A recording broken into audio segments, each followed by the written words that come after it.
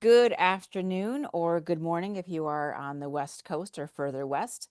Welcome to today's webinar, Solving School-Age Homelessness Through School Housing Partnerships. My name is Barbara Duffield and I am the Executive Director of Schoolhouse Connection. As we get going, on the next slide, we'll just share a little bit of housekeeping with you. As a reminder, this webinar will last 1 hour.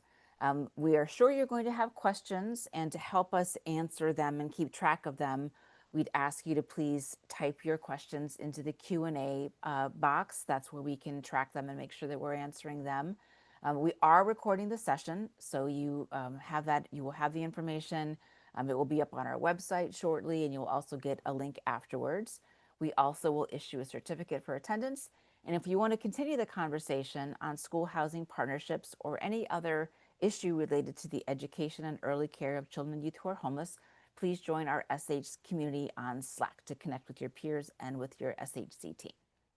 A little bit on the next slide. Again, if you're new to Schoolhouse Connection, if this is your first Schoolhouse Connection webinar, we're a national nonprofit working to overcome homelessness from prenatal to post-secondary through advocacy and practical assistance, working with youth, families, schools, early childhood programs, institutions of higher education, and service providers. There's lots more information on our website on that you can find there. Today's topic, though, very excited to have our what we hope will be the first of many webinars specifically on school housing partnerships. We will be learning today from Hamilton County, Tennessee. We'll hear about their pilot program, how it got started, what the key components are, what the roles are, some of the early impact and their lessons learned, some of the advice that they would offer to those who are embarking on partnerships, whether they're on the school side or whether they're on the housing and homelessness side. And also, we're really excited to be able to share with you and are so grateful to our partners from Hamilton County sample MOUs and other resources. We know we hear a lot in the webinars that we do that sometimes you just don't want to reinvent the wheel. It's a lot easier to look at what an MOU that somebody else has done and then think about how that might be adapted for your community. So we're really excited to be able to offer those resources to you as well. I also want to say at the outset that part of the reason we're especially excited to feature this partnership is that it's an initiative that is still new, still in the pilot stage, and it's still evolving. We recognize that sometimes when you share a really well-established initiative, it may feel out of reach, especially if you're new to your position or you're new to the issue. So we're particularly excited for today's feature of Hamilton County, Tennessee. On the next slide, again, embarking on the topic of school housing partnerships, we want to get to know you a little bit. We realize that any cross-sector partnership means sometimes learning to speak a new language. So in this case, educators may need to learn to speak housing, and housers and homeless providers may need to learn to speak education. So to help us figure out, we're launching a poll here just to sort of get a sense, a read of the room, your familiarity. Do you consider yourself more familiar with education or more with housing homelessness, or do you feel that you're equally versed in both? So we'll take a couple of seconds here, 30 seconds here, and just get a read of the room.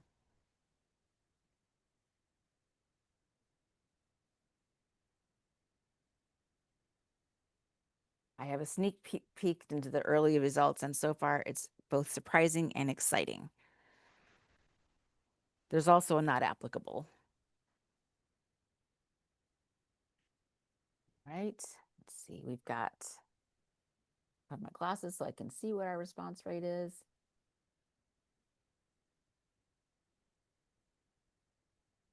Okay.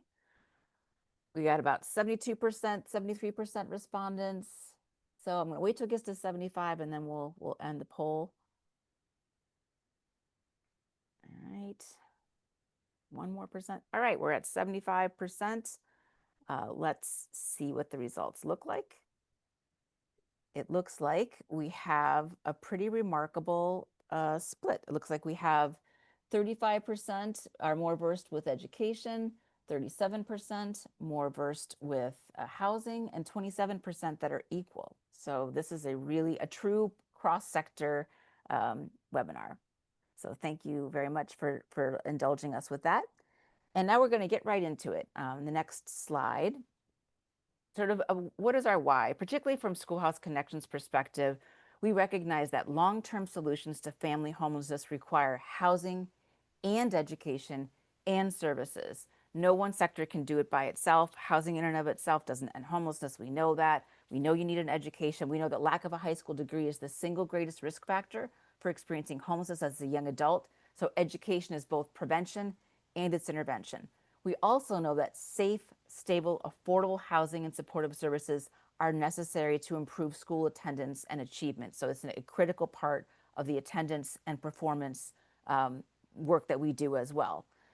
School districts are really well positioned to identify families and youth who are experiencing homelessness, and they're sometimes better able to stay in contact with those families who are in need, but they may not know how to navigate housing or homeless programs. And on the housing and homelessness side, may not know how to tap into the resources that are available through schools or how to remove some of the barriers to housing that schools see but may be invisible or less visible to the housing and homeless system. So this is part of our why at Schoolhouse Connection, the long-term solution, sustainable exits from homelessness for families and youth.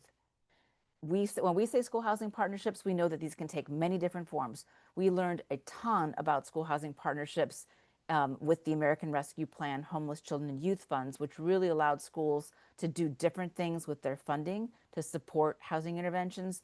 So a school housing partnership might look like dedicated housing vouchers. It might look like having dedicated housing navigators that are embedded in the schools or partnering with the schools. It might look like flexible funds that schools can tap into for motel stays, things like utilities, deposits, arrears. Might look like prioritization on the wait list, and it might look like many more things. So this is a broad view of school housing partnerships. And with that, I'm now going to turn it over to our presenters to introduce themselves, starting with our partners at Hamilton County Schools. Lori? Hi, my name is Lori Carmack. I'm the coordinator here at of school social work in Hamilton County Schools. I've been in school social work for about 24 years. And I'm very excited to be able to talk about the amazing things that I feel like we've been able to accomplish with our partnerships with some community agencies here in Chattanooga. Hi, I'm Kelly Greer, and I am the former homeless liaison for Hamilton County Schools. I've been in that position for 5 years. My last day was in June, and I will be transitioning into school counseling. I was able to build lots of different relationships between our social workers and our community agencies that have helped us get to where we are today. And I am Mackenzie Kelly. I am the executive director of the Chattanooga Regional Homeless Coalition. I've been with the Homeless Coalition for 4.5 years, and I've been in this role for 2 years. And I am very excited to get to share some of the wonderful work we're doing in Hamilton County today. Great. So when we planned this webinar, we thought it would be really helpful, and on the next slide, to just understand better who are the main players in the partnership and how is each side set up? How is each side configured? So the next slide will share a little bit more about how the McKinney-Vento program is set up and how the Regional Homeless Coalition is set up. So for Hamilton County Schools, our McKinney-Vento program, we call it the Families in Transition Program and use the acronym FIT. And we work very closely with all of the social workers. They do all of our intake paperwork to get them enrolled on the program. And then we do a lot of the referrals to like the housing programs and collect resources from our closet. And then we work closely with the Homeless Coalition and our Housing Authority and our city's Office of Homelessness as well.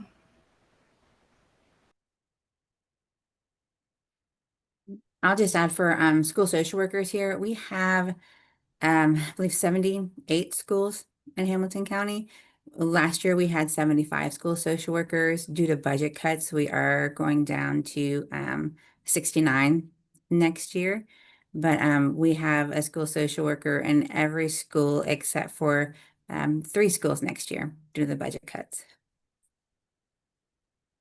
And at the Homeless Coalition, we are the HUD lead agency for the Southeast Tennessee Continuum of Care. So we cover 11 counties in Southeast Tennessee. Hamilton County is our most populated county, which is what we are focusing on for the sake of this webinar.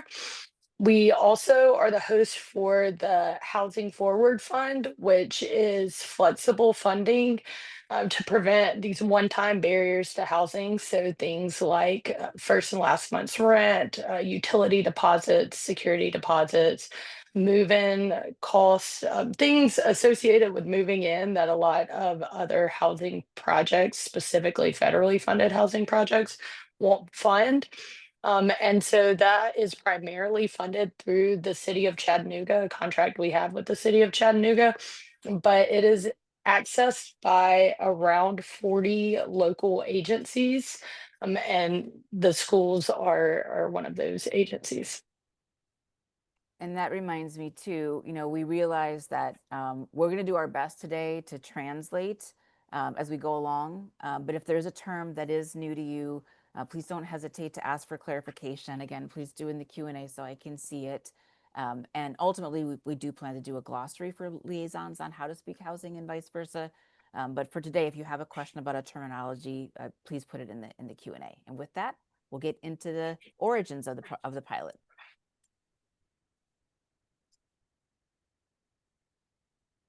All right. So we started, well, I've been trying to connect with our housing authority locally to see about getting vouchers for all of our families, because normally they only focus on HUD definitions of homelessness, and often that leaves out our doubled up families or the families that are not literally homeless, but still needing a place to stay or not fleeing domestic violence. So our housing authority was able to create a special admission housing voucher for any of the families that we identified through the school system as McKinney-Vento.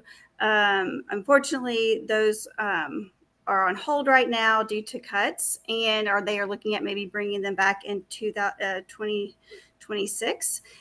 But we right now are working on a wait list of those who are wanting those vouchers to get to be able to get those if they come back.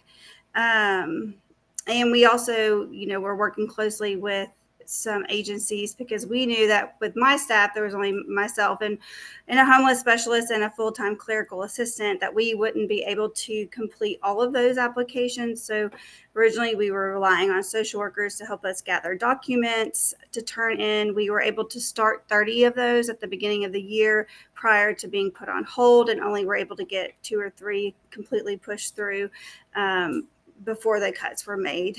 And we also knew we couldn't provide the case management piece, which is the post housing, which is really necessary to be able to keep our families housed, because I often was seeing that families would re-enter homelessness.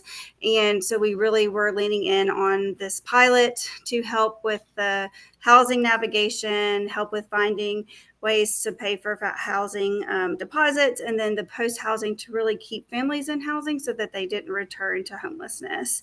So then that's when we kind of came up with this idea to look at different agencies, and brought in our housing authority. We brought in our city's Office of Homelessness and Supportive Housing, and the Homeless Coalition, to see if we could, our COC, to see if we could maybe partner together to get this pilot up and running.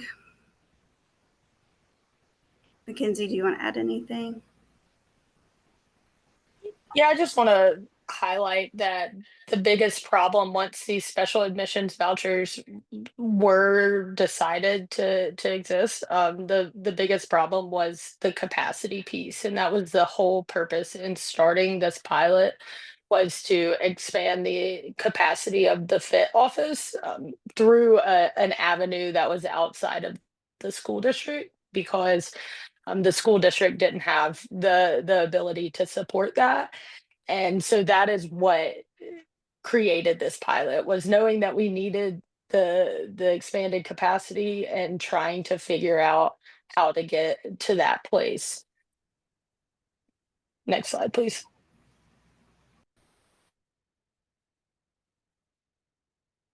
And so that takes us into the components. And so as we all got together, as Laura mentioned, we started with the schools, the housing authority, the city of Chattanooga's Office of Homelessness and Supportive Housing, and the Homeless Coalition.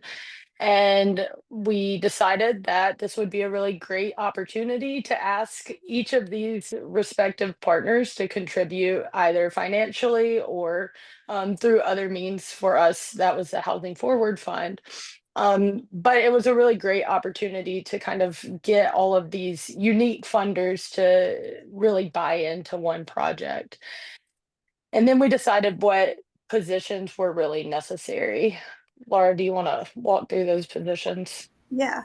So I think it's important to know, and we're happy to share the pilot idea and everything with you all too as well. But we had planned on making it larger. So I wanted 10 people because that would serve more families. But we decided that to do a sparking, just to spark it and just do the three positions, which would be an intake specialist, which would basically we would forward all the document, like a one-page document, to them that they would put them on their tracking and wait list, and then they'd have a housing navigator who works closely with all of our landlords and property managers in Hamilton County, and then they would do any type of paperwork to help them find the apartment paperwork and do the housing forward request, and then they'd have that post housing navigator. So there was a our Office of Homelessness and Supportive Housing uses a matrix to determine what level of post housing they would need. So that could be that they only need 3 months. It could be they need 6 months or more, but they would do an assessment on them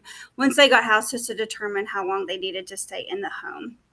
And but kind of right now it's shifted a little bit. So we have the two workers are kind of doing a little bit of the intake, net housing navigation, and the case management piece of it. Next slide. So some key components of making this come together and work were that we needed funding, not just for ongoing support and capacity building, but also to help folks get into housing. And the Housing Forward Fund, as I mentioned earlier, is a resource that is already set up at the Homeless Coalition, being accessed by many partner agencies. And so it kind of made sense for us to earmark certain dollars specifically for households enrolled in this pilot program. And the idea was that with the special admissions voucher, the amount of support needed from the Housing Forward Fund would be relatively small, comparatively speaking, just to help get folks into housing. Another thing that the Housing Forward Fund is used for is to pay off arrears specifically to the Housing Authority, which is often a really big barrier to those vouchers. So this was a really good way for us to improve access for families who might have owe money to the housing authority, but then also can use this resource to help get in the door, pay for move-in supplies, pay a couple of months rent up front, just to get folks to a point where they can then stably maintain their own housing. We were really, really fortunate in asking all of the involved parties for funding for this project. The county stepped up with an initial $100,000 to place in that Housing Forward Funds earmarked specifically for these households. Unfortunately, that process has been a little more slow than we would have wished. So we are actually receiving that money next week. So when we get to the data part, you'll see that we don't have a lot of data on the Housing Forward Fund as it relates to this pilot yet, but we will. We're actually really excited. We'll have a dashboard on our website that will show direct impact of these funds and the families enrolled in this pilot program. We also have some reporting requirements to all of the involved parties. So monthly, there is a group of representatives from each party that meet, and we report on successes of the program, current state, and that's also where we use that space to make our ask, future ask, talk about financially what the need is. That's been a big piece given the fact that the vouchers in our community are currently frozen and we have had to pivot some, which we'll get into it in a little bit. But that's been a really nice space to be able to report, highlight successes, and then ask for ongoing support. And then we're also doing some targeted fundraising outside of just asking our local governments and schools for support, specifically to go towards that Housing Forward Fund so that we can continue to have funding there to provide that support. Next slide, please.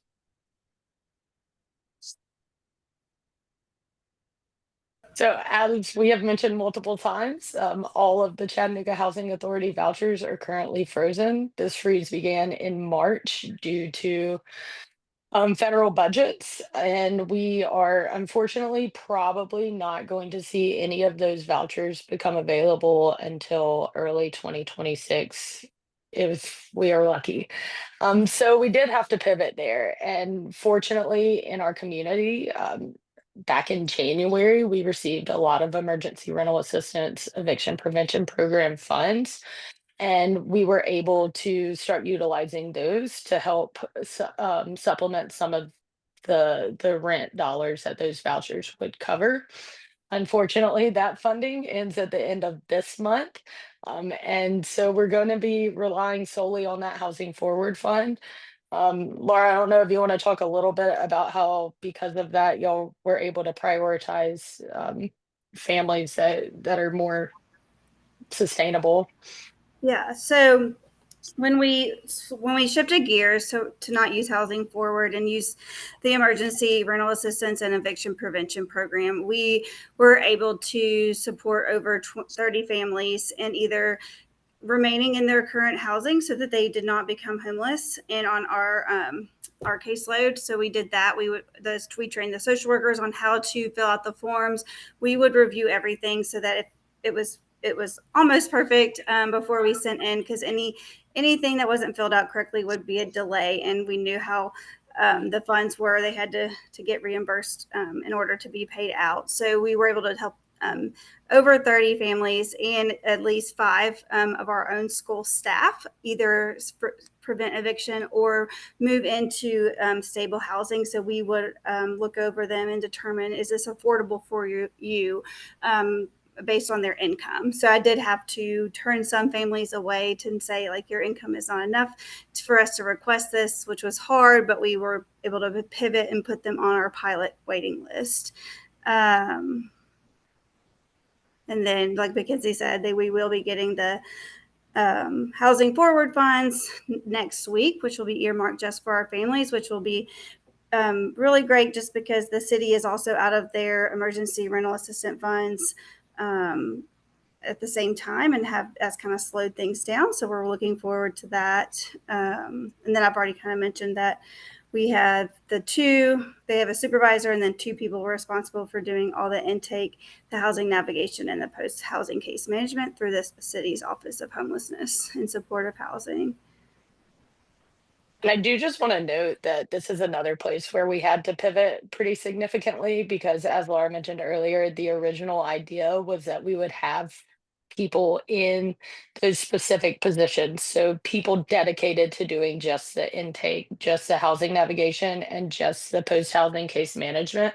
But the reality was the funding wasn't there to support that. And we had to reallocate some funds to help with moving costs and move-in costs and rental assistance, just given the state of the vouchers. And so this is not what we pictured. And I think it's important to note that because I think it's really important to just highlight that things can still work even if they don't work the way that we envision them working. And so while this is not ideal, we would love to have 10 people working on this project. We do still have 2 people dedicated to doing this work, and we are seeing success in that. Next slide.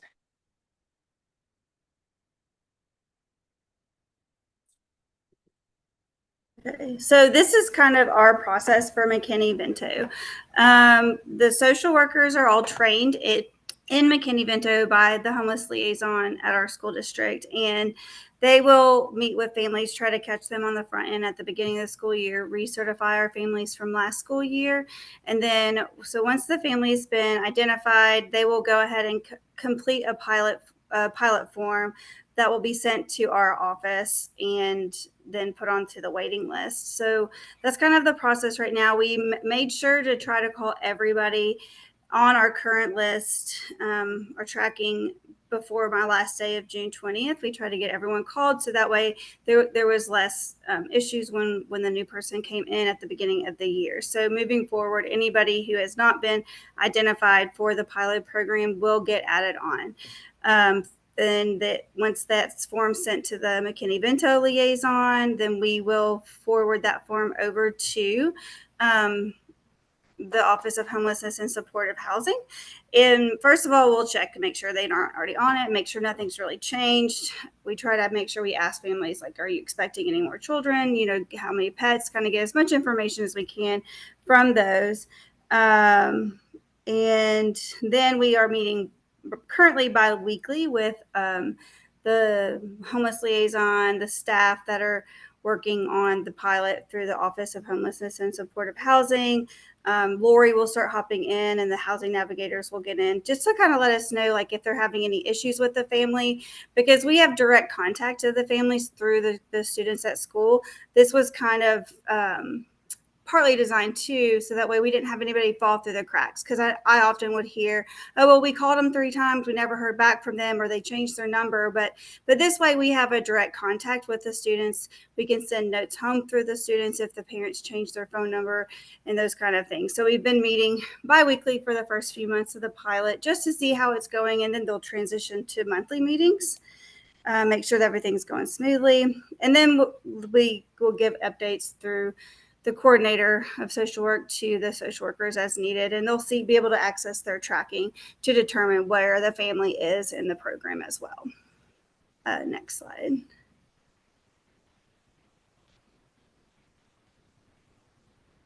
Okay, so I kind of gave some data on where we were at once towards the end of June. So we had over 100 families. I think there was like 115 families that were added to the wait list for the pilot program. There were 28 families already enrolled. The housing navigators can really only work with about 12 to 15 families at a time. So we were able to get 28 families enrolled, and we had 7 families housed since we started the project in early April.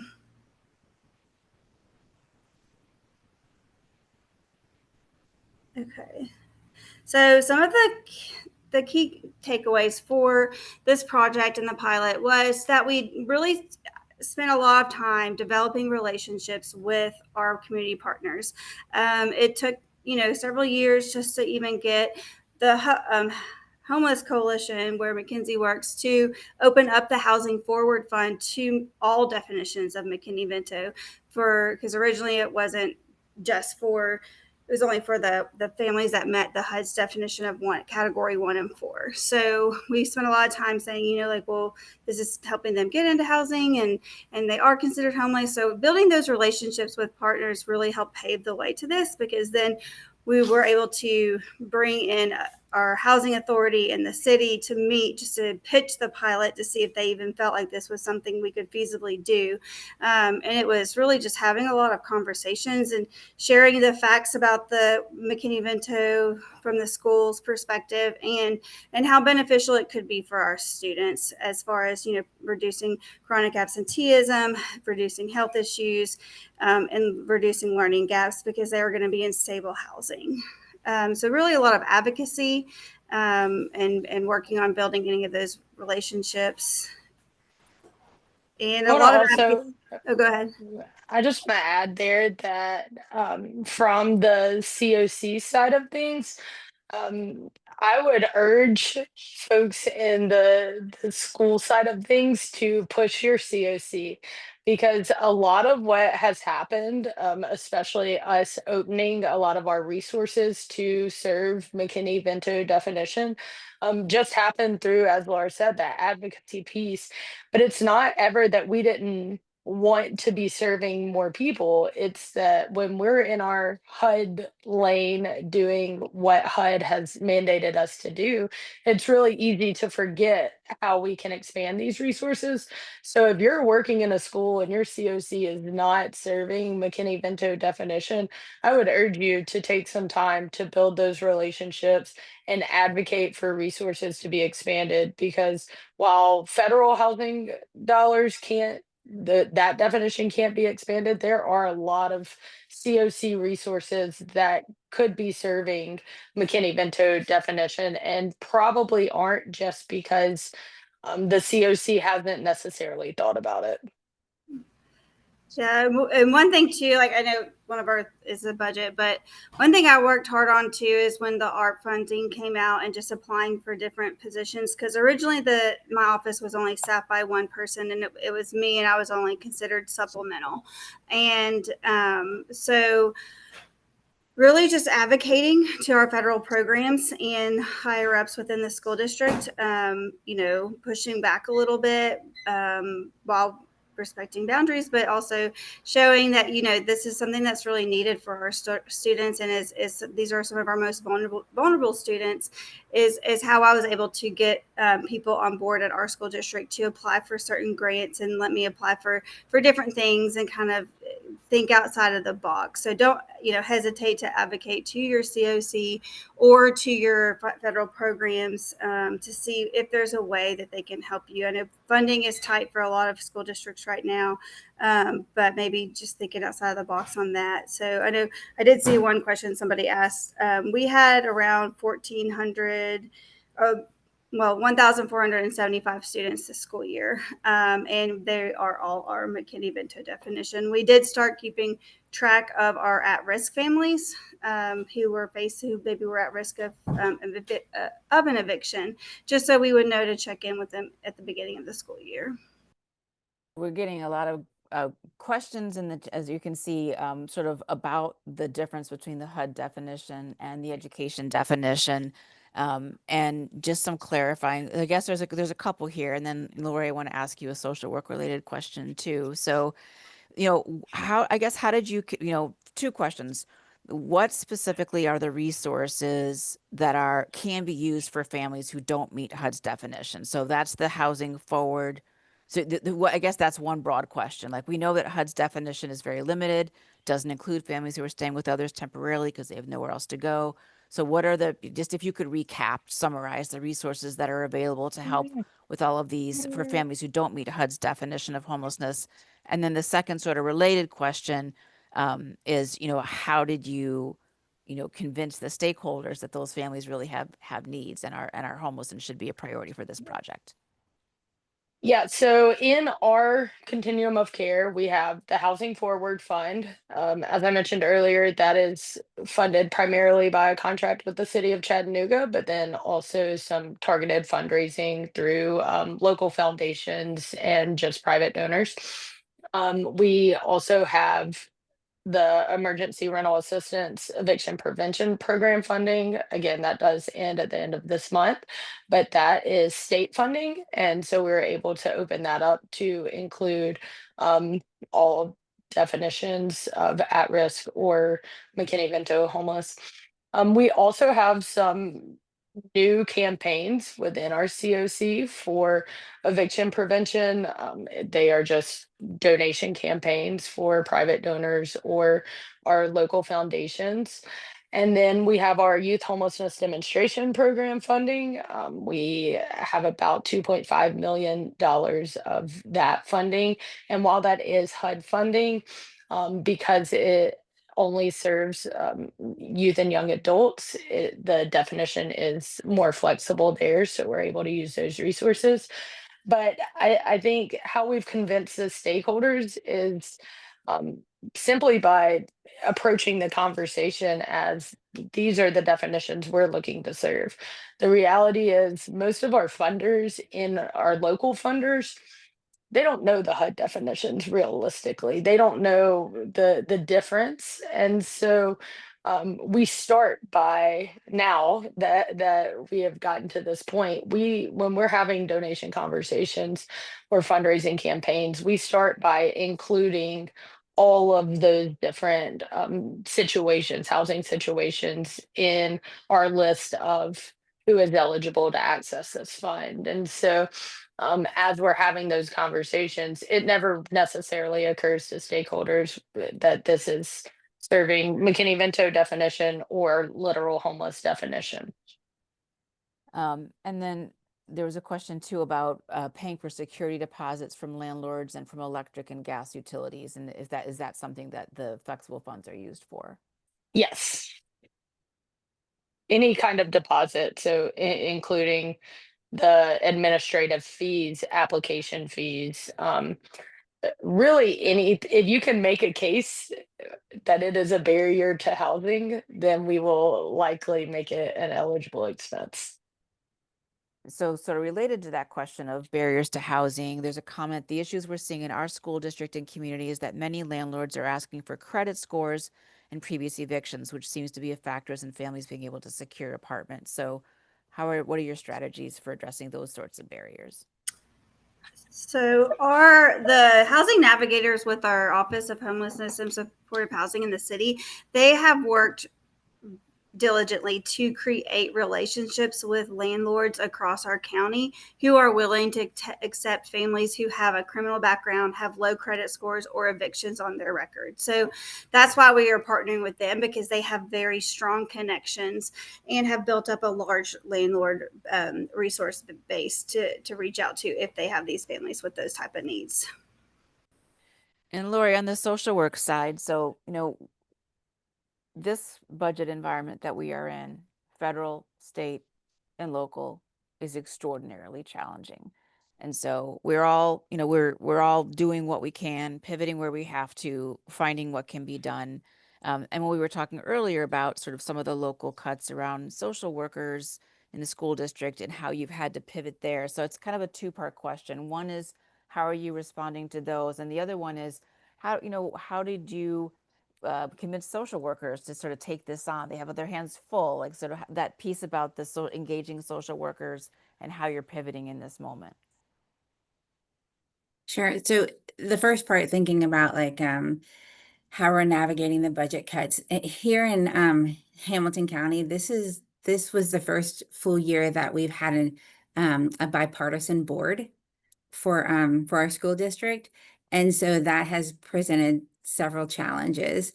And the fact that there have been some who have been advocating against the role of the school social workers within the district. There's a misunderstanding about what social workers do and things like that. So we've been trying to navigate that. There's been a lot of advocacy because we were also going through, and we're still not all the way through all the budget cuts that are happening for this upcoming school year. So we've reached out to community partners, our social workers, parents, and we've actually had a couple of our students, one who was unaccompanied youth students, who came and spoke at the board meetings.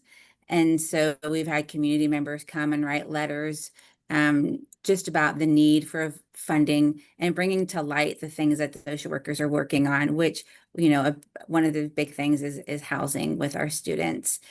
Like I said, we have these cuts. So we're right in the midst of trying to figure out how we're going to navigate what this is going to look like. I've been meeting with some of the principals who have chosen to cut their part-time social worker in their building, of what this is going to look like next year and how we're going to train someone in that building to take on the building level McKinney-Vento liaison role. So there's been a lot of challenges with that.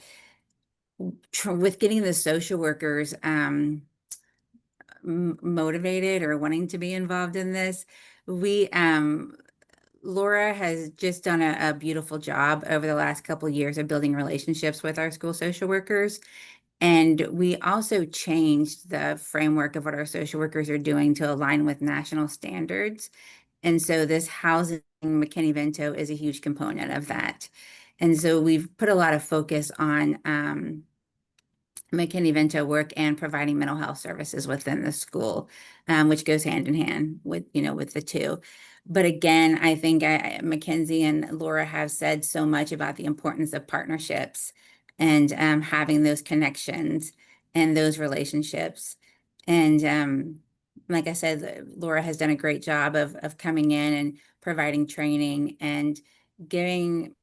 I think when you have those community resources and when you have some of those connections, and we have hope at times when we're working with families, which these community partnerships has, I mean, they have brought hope. We've been able to provide, rental assistance and like areas like Mackenzie was talking about.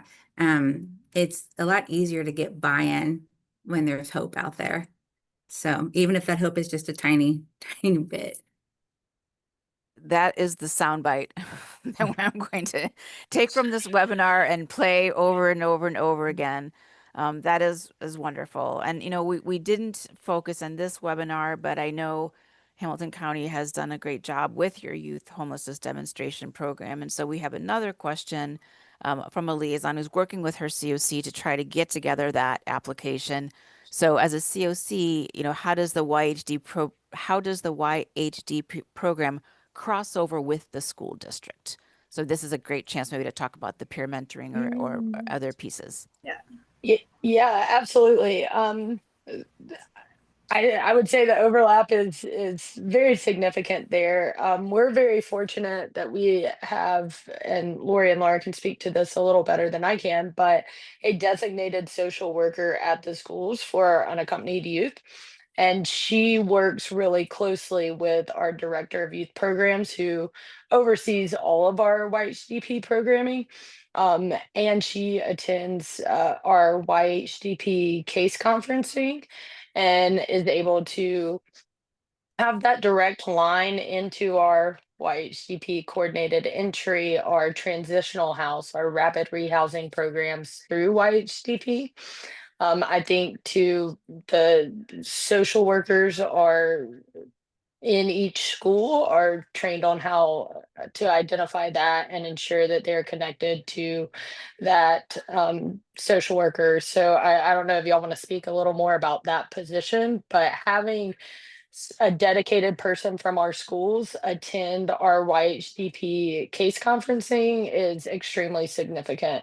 And before I let Lori and Laura talk about this, I also want to mention that all of the social workers in our schools are trained on our local coordinated entry assessment. And so as they're identifying households or unaccompanied youth, they're completing assessments with them. And so we on the back end are able to flag those and they have that direct line to our YHDP coordinated entry system. I can say with our unaccompanied youth social worker, she is a grant position. So I was able to get grant for 8 positions, and that was one that we really focused on, is making sure that we had someone dedicated for unaccompanied youth. Initially, the first year, we've had it for 2 years. The first year we focused on all unaccompanied youth within the district, but that caseload was just so high. We went to focusing just on our seniors. And that's when I feel like within this last year, she's really been able to build those closer relationships. And within the community, it's been incredibly impactful. We had 65 unaccompanied youth last year with 100% graduation rate, which is crazy. And so she's collaborating with our school-based social workers who are also providing mental health services, and they're also doing social skills, building life skills. So figuring out like how to start a bank account, how to go get your driver's license, all of these things. And then also with the grants that Laura was able to write, we were able to get a lot of Uber cards for these students to get back and forth to school too. And we have, I think, 78% of those students who are of our unaccompanied youth who graduated are already at college right now. And then starting in the summer, Laura has done a great job of helping us bridge that gap between universities to make sure that we're getting students in early for their housing. And then the other 22% are already within the workforce right now. So it's just been it's a great way to show the collaboration between the school, the social workers and McKinney-Vento liaison, all the different community partners that we're able to get, just to show how impactful that's been. And I was going to say the year before we had a 98% graduation rate. We only had one student who did not graduate, but she was 2 credits shy, and we couldn't find her. She had moved away. So, And those And are then I, those are incredible, just incredible results. So that's how we solve homelessness, is that mhm. partnership. I'm sorry, Mackenzie, I didn't mean to interrupt you. Oh, no, you're fine. I just wanted to say, because of our ability to identify and work so closely with those unaccompanied youth, we have been able to utilize youth homelessness system improvement dollars, so YHSI funding that we've received over the past year, to hire peer support specialists. So they are young adults with lived experience. They are actually all members of our local young adult action board. But at the end of last semester, we started another pilot where those young adults were going into um, our local high schools and providing peer support to the unaccompanied youth in those schools. So we saw some good success. It took us a while to get it up and running, but in the couple of months that it was running, we saw good success. We then lost. We used AmeriCorps funding to fund those positions. When AmeriCorps funding was cut, we thought we were going to lose all of those positions, but again, we have been able to pivot and pull money directly from that YHSI funding to support those roles. So we are hopeful that we will have 3 peer support specialists in 3 of our local high schools, meeting weekly with those unaccompanied youth in those schools, and working closely with the school social worker to design that curriculum and provide some of that lived experience peer support to the unaccompanied youth in those schools. Two questions about funding. Funding for the social worker who is specifically dedicated to unaccompanied homeless youth. We had a question, what is the definition of unaccompanied homeless youth? Under the McKinney-Vento Act, an unaccompanied homeless youth is a youth who's homeless, meaning meets the broad McKinney-Vento definition of homeless, and is not in the physical custody of a parent or guardian. So these are young people who are homeless on their own.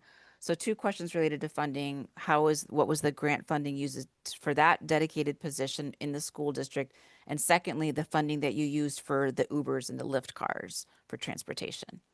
Sure. The funding for the school social worker is school-based mental health grant that we use, which I'm sure you've been hearing about those. It's been all so we're keeping our fingers crossed that we're going to maintain it. But and then Laura, you can talk about your. Yeah.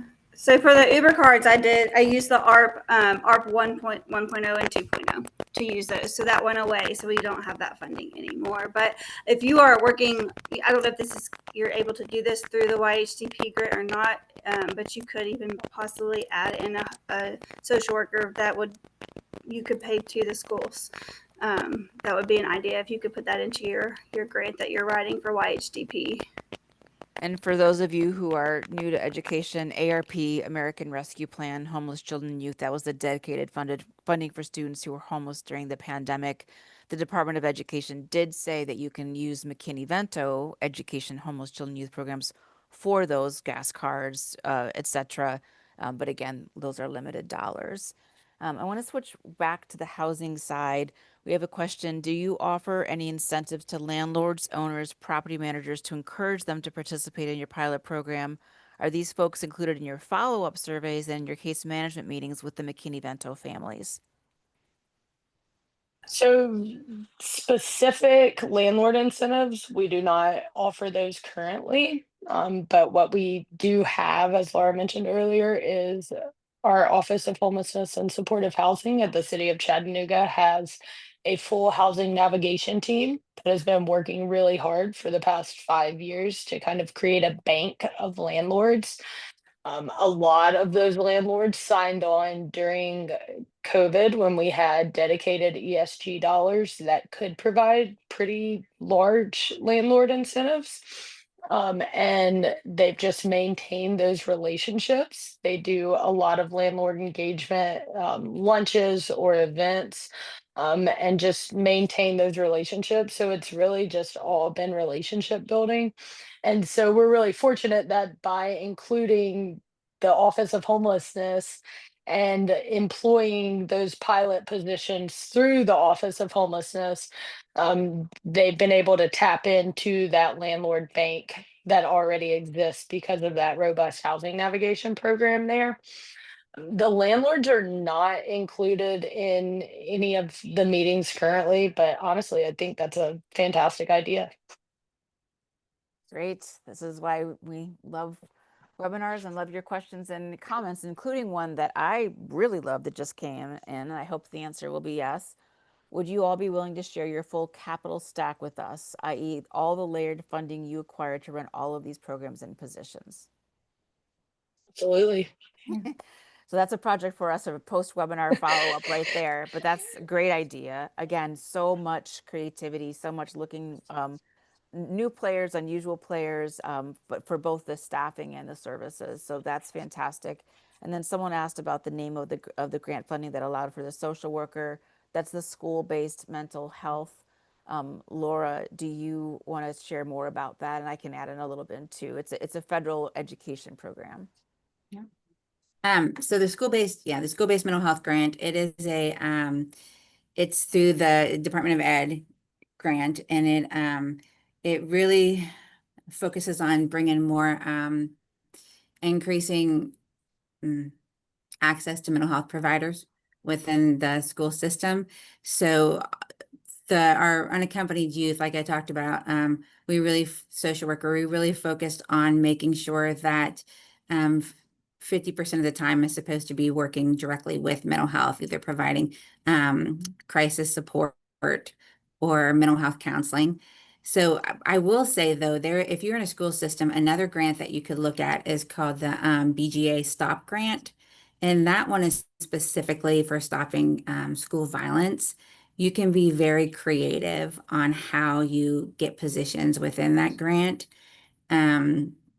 And so that may be another way to get thinking about how to be proactive and put programming and staff in place to be able to increase safety with your students. And housing is definitely an area of safety. Great. And a couple quick questions. If you could recap how large the school district is, and again, how many McKinney-Vento children and youth were identified in this school year? Yeah, so we have about 78 schools. We have about 44,000 students, and I identified about 1,475 McKinney-Vento students, which I think that's under what we really are, because it's self-reporting, and we have different methods of how people can go about reporting without any stigma. But we had almost 1,500 students this year, which how many we had last year. But we housed last year like 250 students, and this year it's over 400 students got housing. So. And that's amazing. That is absolutely amazing. And then again, like we look at lifetime trajectories being changed because children had stable housing, they had education, they had services, and again, long-term strategies for solving homelessness right here. Lori, could you please repeat the name of BGA, the grant? Yeah, it's called the BGA Stop Grant, STOP. And then one last question before we turn to resources. Okay, good. Someone else put it in the chat. Does Tennessee have protections against source of income discrimination in its fair housing law? Tennessee has very little protections. That's basically it. So no is the short answer there. That is something that we are constantly advocating for as a COC. But yeah, there are very little protections for renters in our state. Um, Go ahead, Laura. I'm sorry. Oh, I just wanted to really quickly go back to Mackenzie mentioned YAB, which is the Young Adult Advisory Board. of um, of young adults living with lived experience. One of the things that I think is really important that wasn't pointed out is that whenever we have our unaccompanied youth who graduate, these mentors can still work with them after graduation. And so that's something once they leave the school that we're not able to do. So that really helps with, you know, continuing to ensure that they are provided that support to be able to maintain housing and all of that. So if you're not connected to your Mackenzie, what is it called? Is it called different things in different places? So Youth Action Board, that acronym is called the YAB. That Okay. is what HUD calls it. We changed ours to young adult, because youth is the young adults don't want to be called youth. So, but we still call it the YAB. So that's kind of a universal or national term. Yeah. So I would say if you're not connected with them, definitely get connected because it is a great source of continued support. I wanted to add one thing I forgot to mention about when we were looking at the special admission vouchers. I forgot to mention those are on hold, but we were able to, because our local housing authority is on board with our pilot, they are holding certain number of units at all of our public housing for only our Hamilton County school students. So like we have one public housing units that are holding 10 for us, and then another one they're working on getting some more. So that may be something that you could also look at doing with your housing authority if your vouchers are on hold as well. Great ideas, and you're getting lots of shout outs in the chat. I want to share some resources. Well, again, I think we've got some great ideas for more resources, but want to share with you here. These are links to three specific MOUs that Hamilton County Partnership has shared with us. One on the Housing Choice Voucher Program, one specifically with the Youth Homelessness Demonstration Program, the peer support, one for this overall initiative of ending school age homelessness, and then the last one is a link for Schoolhouse Connection to help housing and homeless providers understand more the early care and education landscape and how to advocate for high quality early childhood and education services. So want to make sure you have those links. We will put out a recording. This is being recorded. We will send it out to you. We will also put it on our website. And on the next slide, just want to make a specific plea. We're wanting to learn everything we can about how we can bring schools and housing agencies and early childhood together for these comprehensive solutions. So you're going to get a post-webinar evaluation. We want to hear all of your thoughts and suggestions. And in particular, we're interested in learning what you have going on with respect to a school housing partnership and the sort of tools and resources and other support that might help you either build or support what you're already doing. So just a special ask to help us learn more so we can keep doing these and replicating successes and learning from each other. And then on the next slide, again, just to share all of our various social channels. And on the last slide, want to be sure you saw all of the contact information for the presenters. So again, thank you so much, Laura, Mackenzie, for sharing your energy, your passion, your results, your innovation, and how you're pivoting. Because again, these are unprecedented times, and we still need to keep on keeping on, and we need that bit of hope. So thanks so much for joining us to provide that. And thanks everybody. Keep the questions coming, and please join us again at another webinar. Have a great rest of your day. Bye. Thanks, guys. Bye. Thank you.